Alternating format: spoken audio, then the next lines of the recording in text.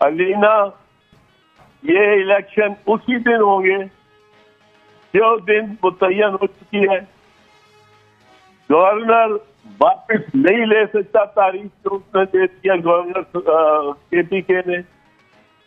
ہر ایک اس حکم کو مانے گا جو سپریم کورٹ کا حکم ہے, ہر ایک مانے گا. سپاہ سالار بھی مانے گا اور نفری بھیجے گا. یہ انٹیریئر منسٹری بھی مانے گی, انجن بھیجے گی. پولیس بھی ساری آن سیکورٹی ہوگی. اور یہ الیکشن ہوگا. پیسے بھی دے گا سردار, جو نہیں دے گا وہ توہین عدالت کر رہا ہوگا.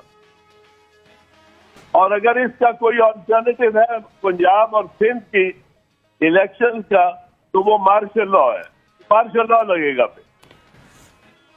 یہ سپریم کورٹ نے لکھ دیا ہے. جو سپریم کورٹ نے لکھا ہے اس سے من او ان عمل درآمد ہوگا. کو دنیا کوئی نہیں مانتی. پھر کسی آئی ایم ایف نے بھی نہیں لگنا. اس لیے یہ مارشل لا لگ نہیں سکتا. اور الیکشن ہوں گے وہی اور ویسے ہی جو سپریم کورٹ نے آرڈر کر دیا.